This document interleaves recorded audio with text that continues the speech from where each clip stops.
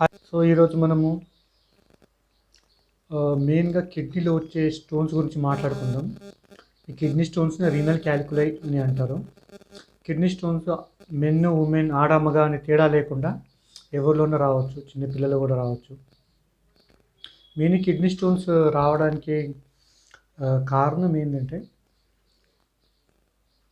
Family హిస్టరీలో కూడా ఎవరికైనా కిడ్నీ స్టోన్స్ ఉన్నా అని మళ్ళీ కిడ్నీ స్టోన్స్ డెవలప్ అవకాశం ఉంటుంది. కొంతమంది డైటరీ హ్యాబిట్స్లో చేంజ్ చేయడం వల్ల ఎక్కువ డైటిన్ ప్రోటీన్ ఈ స్టోన్స్ అనేవి ఎక్కడైనా డెవలప్ కావచ్చు. కిడ్నీలో కానీ కిడ్నీ నుంచి కిందికి వెళ్ళే సన్నటి పైపు యూరేటర్ కింద బ్లాడరు ఎక్కడైనా కూడా ఈ కిడ్నీ స్టోన్స్ ఫామ్ అయ్యే అవకాశం ఉంటుంది. ఈ స్టోన్స్లో చాలా రకాలు ఉంటాయి. కొన్ని కాల్షియం స్టోన్స్ ఉంటున్నాయి, యూరిక్ యాసిడ్ స్టోన్స్ ఉంటాయి, స్ట్రోవైడ్ స్టోన్స్ ఉంటాయి, సిస్టైన్ స్టోన్స్ ఉంటాయి అన్నమాట. ఈ రకరకాల స్టోన్స్ అనేవి కొన్ని రకాల డైటరీ హ్యాబిట్స్ వల్ల ఫామ్ అవుతాయి. ఈ కిడ్నీ స్టోన్స్ మెయిన్గా మెన్లో ఎక్కువ ఉంటుంది, పురుషుల్లో ఎక్కువ చూడొచ్చు మనం ఈ కిడ్నీ స్టోన్స్.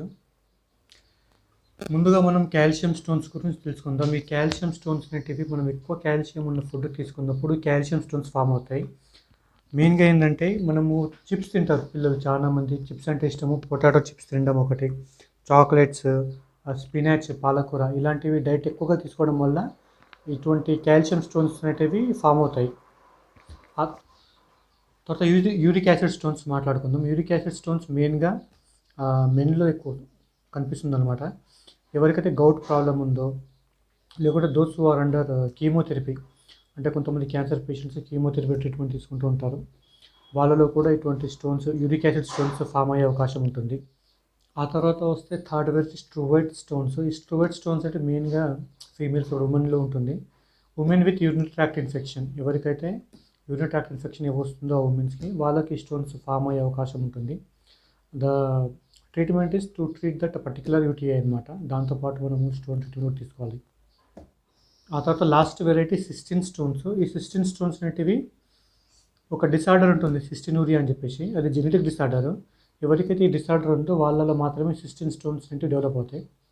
ఇక మనం రిస్క్ ఫ్యాక్టర్స్ గురించి మాట్లాడితే మెయిన్గా స్టోన్స్ ఫామ్ అవడానికి కారణం ఏంటంటే, ఎవరైతే రోజుకు 1 లీటర్ కంటే తక్కువ వాటర్ తాగుతారో they are more prone to get or develop kidney stones. కాబట్టి మీరు తప్పకుండా వాటర్ అట్లీస్ట్ 5 లీటర్స్ తాగాలి. డైలీ ఒక 5 లీటర్స్ వాటర్ మీరు కంపల్సరీ తాగాలి. మినిమం 5 లీటర్స్, ఎంత తాగినంత మంచిది. 5 to 6 లీటర్స్ అనేటివి బాడీలో కంపల్సరీ మీరు వాటర్ తీసుకోవాలన్నమాట. దాంతో ఏమవుతుంది, డిహైడ్రేషన్ తగ్గిపోవడం వల్ల ఇటువంటి మీకు స్టోన్స్ డెవలప్మెంట్ ఉండదన్నమాట.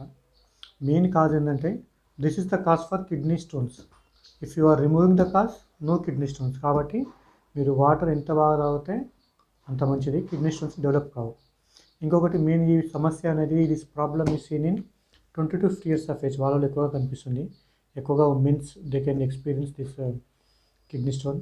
ఇప్పుడు మనం సిమ్టమ్స్ గురించి మాట్లాడుకుంటే మెయిన్గా బ్యాక్ సైడ్ పెయిన్ ఎక్కువ ఉంటుంది, లో బ్యాక్ పెయిన్ ఎక్కువ ఉంటుంది. దాంతోపాటు నాసియా రావడము, వాంతి వచ్చినట్టు రావడము, వామిటింగ్స్, కడుపులో నొప్పి ఉంటుంది, ఫీవర్ కూడా స్టార్ట్ అవుతుంది.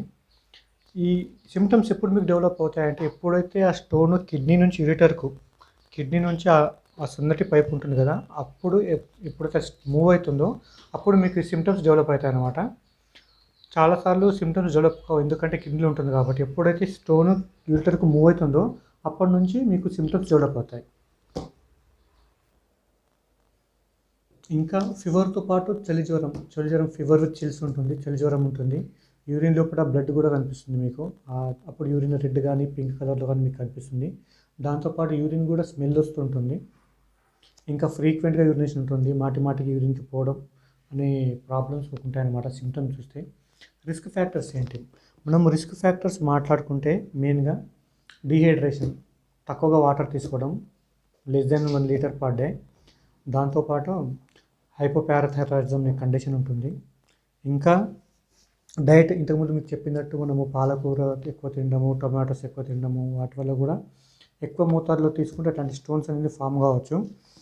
ఇంకా మనం కొంతమంది సర్జరీ కూడా అండర్వెంట్ అయి ఉంటారు. Those who underwent gastric bypass surgery, they are more prone to get this type of stones. కొన్ని డయూరిటిక్స్ ప్రాబ్లమ్స్ ఉంటాయి, కొన్ని డయూరిటిక్స్ మెడిసిన్స్ ఉంటాయి మన అలోపతి లోపల. అట్లాంటి కొన్ని మెడిసిన్స్ తీసుకోవడం వల్ల కూడా యూరిన్ స్టోన్స్ ఫామ్ అయ్యే అవకాశం ఉంటుంది.